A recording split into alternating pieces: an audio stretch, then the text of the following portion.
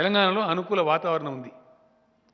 8 ఏళ్ల నుంచి ఇక్కడ ఉన్న ప్రభుత్వం కడుపు కట్టుకొని నోరు కట్టుకొని అవినీతి రహితంగా అవినీతి జరగనీయకుండా కాపలా కాసి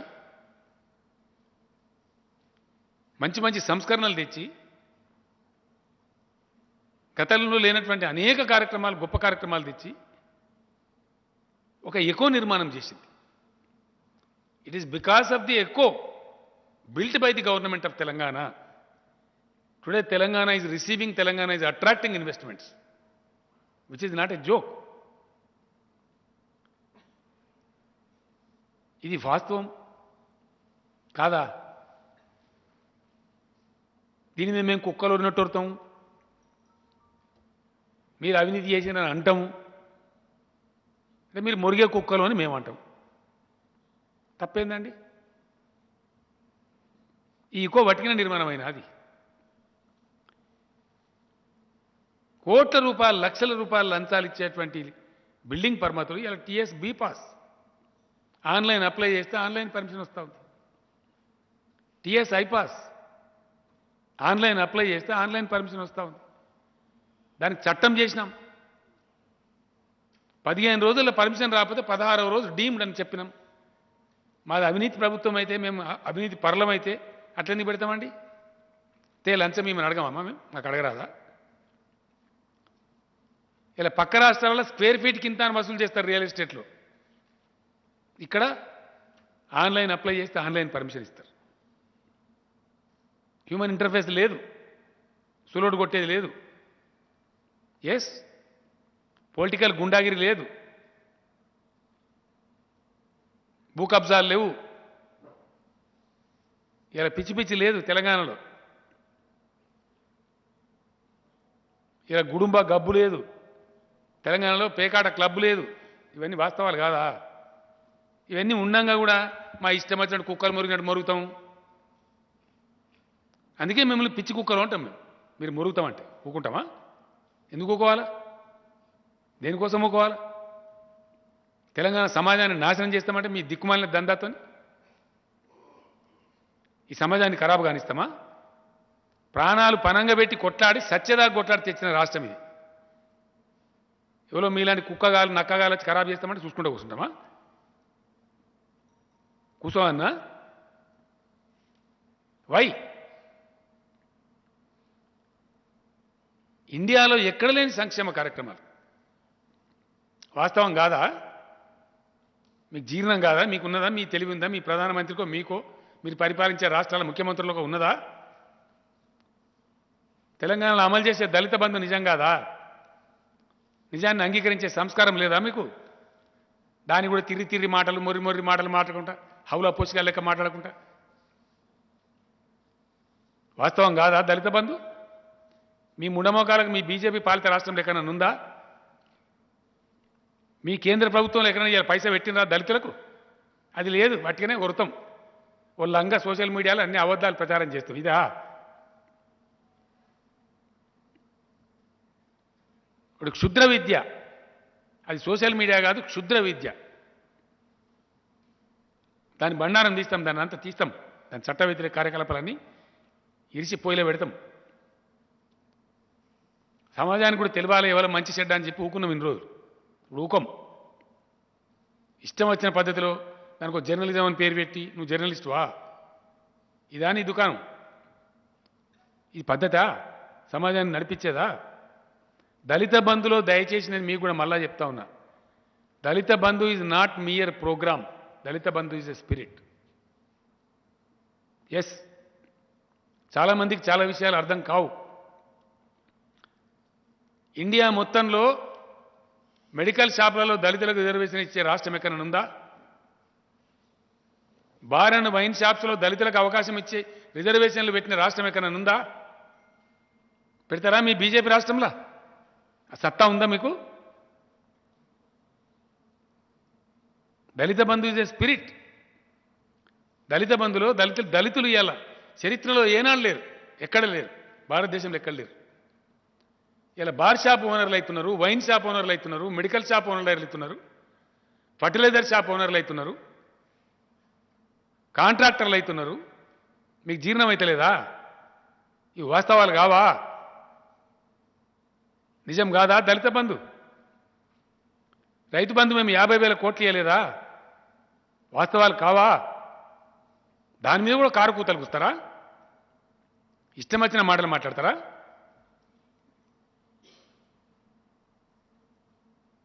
ఇవన్నీ ఉండంగా వాస్తవ 24 గంటలు అద్భుతమైన నాణ్యమైన కరెంట్ ఇచ్చే రాష్ట్రం ఇండియాలో ఇంకోటి ఉందా? తెలంగాణ తప్ప. Is there any single state other than Telangana? ఏ రాష్ట్రం నుంచి మనం విడిపడ్డామో ఆంధ్రప్రదేశ్లో అక్కడ ఇస్తున్నారు అయ్యాల 24 గంటల కరెంట్ ఇయ్యలే. అదే ఆంధ్ర వాళ్ళు మనల్ని ఎక్కిల్ చేసిండ్రే ఆ రోజు. ఇలా వాళ్ళ పర్ క్యాపిటా అయింది, మన పర్ క్యాపిటా అయింది. కనబడతలేదా కళ్ళకి? ఇవన్నీ చూసుకుంటూ వాస్తవాలు ఈ విధంగా ఉంటే ఓ క్షుద్ర రాజకీయం, క్షుద్ర విద్య పెట్టి మీ ఇష్టం వచ్చిన సొల్లు పురాణం సోషల్ మీడియా పేరిట దానిలో కుమ్మరిస్తూ ఉంటే మేము చూసుకుంటే మౌనంగా ఉండన్నా? దేనికోసం ఉండాలి? ఎంత దరిద్రం కొట్టు పరిస్థితులలో ఉంది ఈ బీజేపీ ప్రభుత్వం అంటే నేను ఫ్యాక్ట్ చెప్తా ఉన్నా మీకు, భారత యువత కూడా చెప్తా ఉన్నా.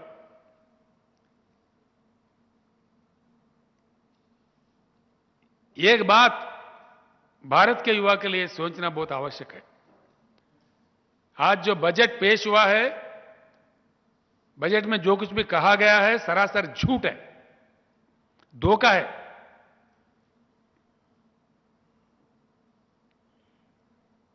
भारत सरकार जो दलितों के लिए, जो गिरिजन के लिए, आदिवासी के लिए जो बजट रखा है, उनका पॉपुलेशन है करीब 40 करोड़. उसके लिए बजट रखा है 12,800 करोड़. ये दलित का सरकार है? ये ट्राइबल का सरकार है? ये दलित द्रोही है, गिरिजन द्रोही है, ट्राइबल द्रोही है.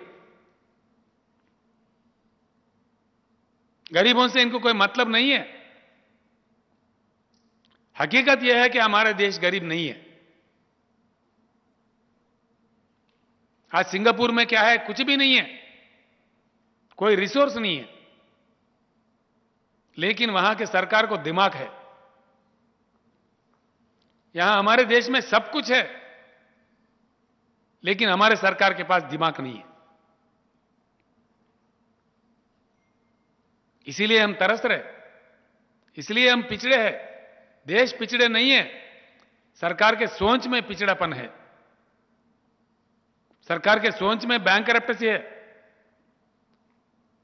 और ये दोनों नेशनल पार्टी जो कहलाते हैं अपने आप को, कांग्रेस और भाजपा, दोनों ने भी फेल हो गया. Attar flop government. इनसे कुछ नहीं होगा. नरेंद्र मोदी जी का 10 साल के लिए जो वोट मिला उनको, 2 टर्म्स के लिए, आज जो बजट उन्होंने सत्र में लाया है यह 8वां साल का बजट है. यानी कि 80% का उनका टाइम खत्म है. अब उनका रंग क्या है मालूम हो गया देश को. इनसे कुछ नहीं होता, बिल्कुल. मैं बताता हूं भारत के युवा को, इस भाजपा सरकार को उखाड़ के बंगाल खाड़ी में फेंक देना चाहिए. तब तक ये देश आगे नहीं बढ़ेगा, संभावित विकास नहीं होगा, बिल्कुल नहीं होगा. ये देश हमारा नहीं है, आप लोगों का है, नौजवानों का है.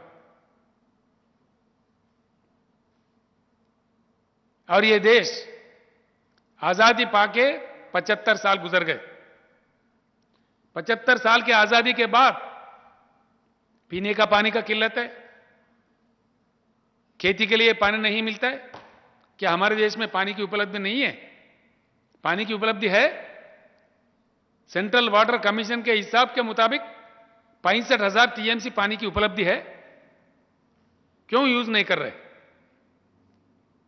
देश में जो पॉलिसी इंप्लीमेंट किया जा रहा है पानी का, वो बहुत बैड पॉलिसी है, इसको बदलना चाहिए.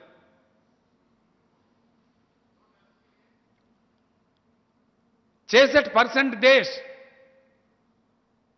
अंधेरा में है. क्या हमारे देश में बिजली नहीं है? करंट नहीं है? करंट है, केंद्र सरकार के पास दिमाग नहीं है. इस देश में जो स्थापित विद्युत शक्ति है स्थापित विद्युत, जिसको अंग्रेज में इंस्टॉल्ड कैपेसिटी कहते हैं, 4,01,000 मेगावाट के ऊपर करंट की उपलब्धि है। कितना यूज करता है देश? किसी भी समय 2 लाख मेगावाट से ज्यादा यूज नहीं करते। जो करंट उपलब्ध है उसको देने का क्षमता भी हमारे केंद्र सरकार के पास नहीं है। क्या यह बात सच नहीं है? एक ही मिनट में कोई झूठ करके अगर साबित किया, 1 मिनट में मैं अपने मुख्यमंत्री पद को इस्तीफा दे दूंगा। मैं दिल जल के ये बात कह रहा हूं। पानी की उपलब्धि है, देश को पानी नहीं मिलता, ना किसान को मिलता, ना पीने को मिलता। देश में करंट की उपलब्धि है, 65% देश अंधेरे में रहता है। कितने दिन इस देश को अंधेरे में रखोगे? देशवासियों से मेरी प्रार्थना है कि एक बदलाव चाहिए। 75 साल का अनुभव बहुत बुरा है। हमारे देश में सब कुछ है, हम धनवान हैं। हमारे देश में किसी चीज की कमी है तो हमारे केंद्र सरकार के पास दिमाग की कमी है, सोच में गरीबी है। हम दुनिया का सबसे बड़ा ताकत बन सकते हैं। यह हमारा बदनसीबी है कि जो केंद्र में हमारे पास काम कर रहे सरकारें, जो कांग्रेस और भाजपा दोनों भी फ्लॉप है। इसलिए हमारा यह हालत है। ये बेरोजगारी, ये पॉवर्टी, ये गरीबी, इनके बदौलत है। ये खाली बोलते हैं, करते कुछ नहीं है। झूठ बोलते हैं, बहलाते हैं। धर्म के नाम बोलो, कुछ और बोलो, बहकाओ। जब भी चुनाव आता है देश में, धर्म के नाम पे लोगों को लड़ाओ, देश को विभाजन करो। क्या इससे देश आगे बढ़ेगा? इससे देश का विकास होगा? नहीं, बिल्कुल नहीं। इस देश में बहुत बड़ा परिवर्तन की जरूरत है। देशवासियों से मेरा प्रार्थना है,